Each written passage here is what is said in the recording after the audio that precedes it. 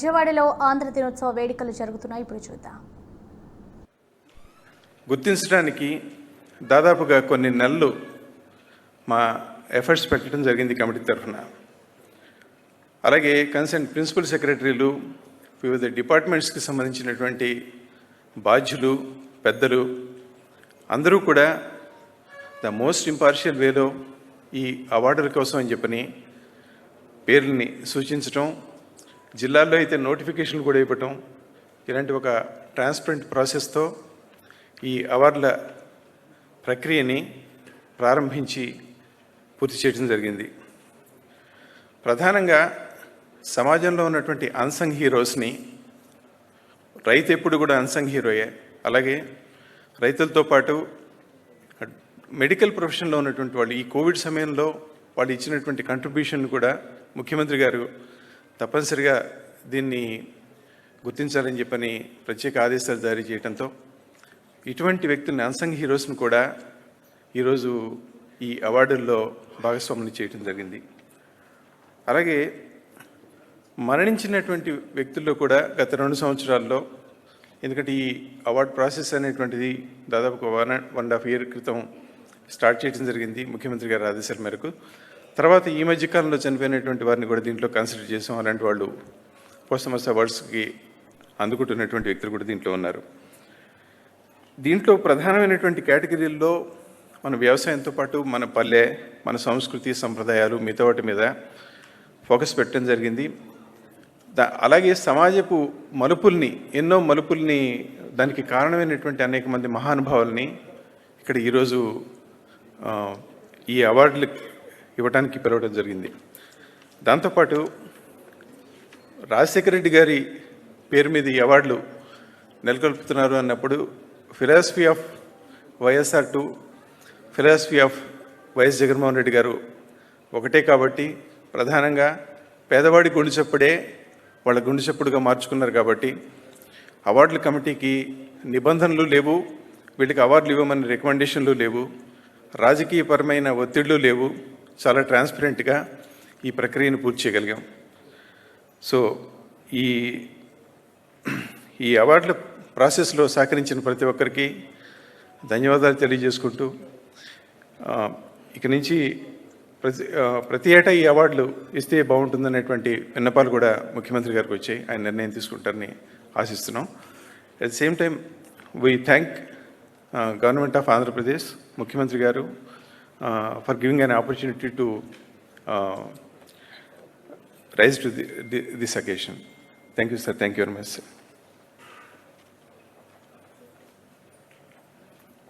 ఇప్పుడు ఈ సభలో ఉన్న పెద్దలందరి తరపున గౌరవ ముఖ్యమంత్రి గారిని సభను ఉద్దేశించి ప్రసంగించాల్సిందిగా కోరుతున్నాం.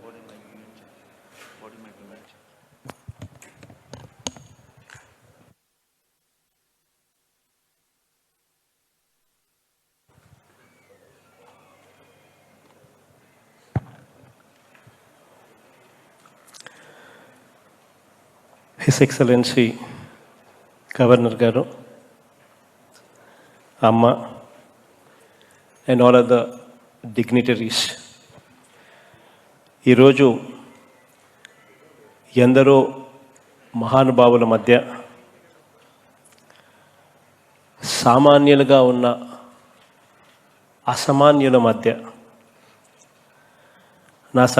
నా సమయం గడుపుతున్నందుకు చాలా సంతోషంగా ఉంది అని చెప్పి ఈ సందర్భంగా తెలుపుతూ మాట్లాడుతూ ఉన్నా. ఎందరో మహానుభావులు, అందరికీ వందనాలు. నా తరపున, రాష్ట్ర ప్రభుత్వం తరపున, తెలుగు జాతి తరపున అందరికీ కూడా వందనాలు. రాష్ట్ర అవతరణ దినోత్సవ సందర్భంగా అందరికీ కూడా శుభాకాంక్షలు కూడా తెలియజేస్తూ ఉన్నాను. ఈ సందర్భంగా కేంద్ర ప్రభుత్వం ఏటా వివిధ రంగాల్లో గొప్పవారిని, మంచివారిని, దేశంలోని అత్యున్నత అవార్డులు ఇచ్చి పద్మశ్రీలు గాను, పద్మభూషణ్ గాను, భారతరత్న వంటి ఇటువంటి అవార్డులనిచ్చి సత్కరిస్తూ ఉంటుంది. మనందరి ప్రభుత్వం కూడా ఇటువంటి కార్యక్రమమే రాష్ట్ర అవార్డులు ఇస్తే బాగుంటుంది అని చెప్పి పలు సూచనలు వచ్చిన నేపథ్యంలో ఈరోజు వైఎస్ఆర్ అవార్డుల్ని నెలకొల్పటం ఈరోజు జరుగుతూ ఉంది. మహానేత నాన్నగారు డాక్టర్ వైఎస్ఆర్ గారు అని అంటే ఆ పేరు చెబితే అందరికీ కూడా కొన్ని విషయాలు గుర్తుకొస్తాయి. నిండైన తెలుగుదనం తన పంచకట్టులో నుంచే కనిపిస్తుంది. వ్యవసాయం మీద మమకారం తన ప్రతి అడుగులోనూ కనిపిస్తుంది. గ్రామం, పల్లె మీద పేదల అభిమానం కూడా తనను చూస్తూనే కనిపిస్తుంది. ప్రతి ఒక్కరిని పెద్ద చదువులు చదివించాలన్న తపన, ప్రతి ఒక్కరి ప్రాణాన్ని కూడా నిలబెట్టాలన్న ఆరాటం, ఇవన్నీ కూడా నాన్నగారిని చూస్తూనే కనిపించే కొన్ని విషయాలు. ఇలా అనేకం ఆయన చూస్తూనే గుర్తుకు వస్తాయి. కాబట్టి భూమి మీద ఉంటూ ఆకాశమంత ఎత్తుకు ఎదిగిన ఆ మహామనిషి ఈరోజు మన మధ్య లేకపోయినా కూడా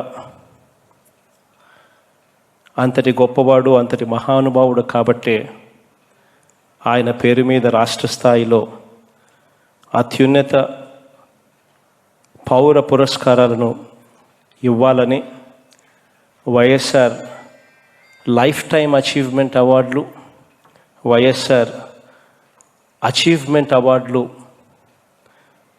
ఇస్తున్నామని ప్రకటించడం జరిగింది. ఇందులో లైఫ్ టైం అచీవ్మెంట్ అవార్డులు పొందిన వారికి 10 లక్షల రూపాయలు కాంస్య విగ్రహం, మొమెంటో, యోగ్యతా పత్రం ఇవన్నీ కూడా ఇవ్వటం జరుగుతుంది. అచీవ్మెంట్ అవార్డులు పొందిన వారికి 5 లక్షల రూపాయలు, కాంస్య విగ్రహం, యోగ్యతా పత్రం ఇవ్వటం జరుగుతుంది. గర్వంగా ఇక్కడ మరోసారి ఇంకొక విషయం కూడా చెబుతున్నాను.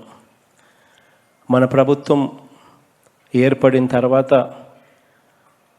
ఏ కార్యక్రమం చూసుకున్నా కూడా గ్రామ సచివాలయాలలో 130,000 మందికి ఉద్యోగాలు ఇవ్వడం దగ్గర నుంచి మొదలు పెడితే చివరికి ప్రతి సంక్షేమ పథకం కూడా ప్రతి పేదవాడికి కూడా అత్యంత ట్రాన్స్పరెంట్గా ఇవ్వగలిగే వ్యవస్థను తీసుకొని రావడం దగ్గర నుంచి మొదలు పెడితే ఈరోజు ఈ అవార్డుల ఎంపికల్లో కూడా కులం చూడలేదు, మతం చూడలేదు, ప్రాంతం చూడలేదు, చివరికి వారి రాజకీయ పార్టీలను, వారి రాజకీయ భావాలను కూడా చూడలేదు అని చెప్పి సగర్వంగా ఈ సందర్భంగా తెలియజేస్తూ ఉన్నాను. మనిషిని ఒక మనిషిగానే చూసాం. విభేదించే భావాలున్న మనుషుల్లో మహామనుషులను చూసాం. రాష్ట్ర చరిత్రలోనే ది మోస్ట్ ఇంపార్షియల్ అవార్డులను ఇస్తూ ఉన్నామని ఈ సందర్భంగా కూడా గర్వంగా తెలియజేస్తూ ఉన్నాను.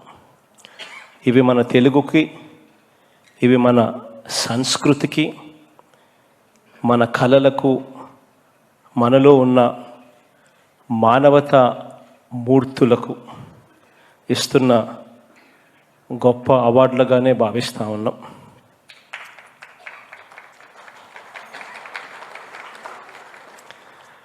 ఎందరెందరికో స్ఫూర్తినిస్తున్న మహోన్నత సంస్థలకు, వ్యక్తులకు ఈ అవార్డులు ఇస్తూ ఉన్నాం.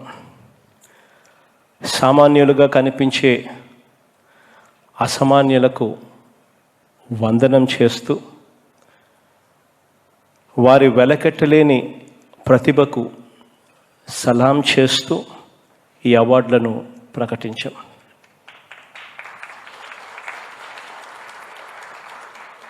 తెలుగువారికి, ఆంధ్రప్రదేశ్కి బ్రాండ్ అంబాసిడర్లైన కళలకు, సంస్కృతికి ఈ అవార్డులలో పెద్దపీట వేయడం జరిగింది అని చెప్పి ఈ సందర్భంగా తెలియచేస్తూ, ఒక డప్పు కళాకారుడికి, ఒక తోలుబొమ్మల ఆటకు, ఒక పొందూరు ఖాదీకి, ఒక జానపద గీతానికి, ఒక బొబ్బిలి వీణకు, ఒక రంగస్థల పద్యానికి, ఒక దింస నృత్యానికి, ఒక సురభి నాటకానికి,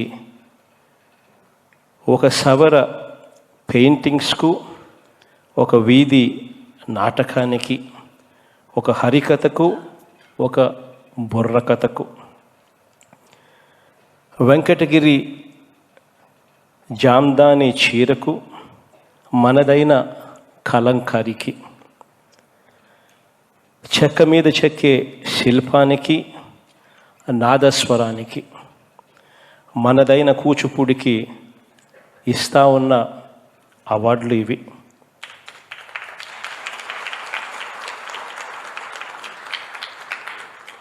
అలాగే 100 ఏళ్ల చరిత్ర ఉన్న MSN చారిటీస్ వారికి, సిపి బ్రౌన్ లైబ్రరీకి, వేటపాలెం గ్రంథాలయానికి, RDT సంస్థకి, సత్యసాయి సెంట్రల్ ట్రస్ట్కి, ఇటువంటి గొప్ప గొప్ప సంస్థలకు వారి సేవలకు ఇస్తా ఉన్న అవార్డులు ఇవి. పండించే రైతన్నకు, మనదైన వ్యవసాయానికి, ఉద్యానవన ఉద్యమానికి, వ్యవసాయ అనుబంధ రంగాలలో వస్తున్న విప్లవానికి ఇస్తా ఉన్న అవార్డులు కూడా ఇవి.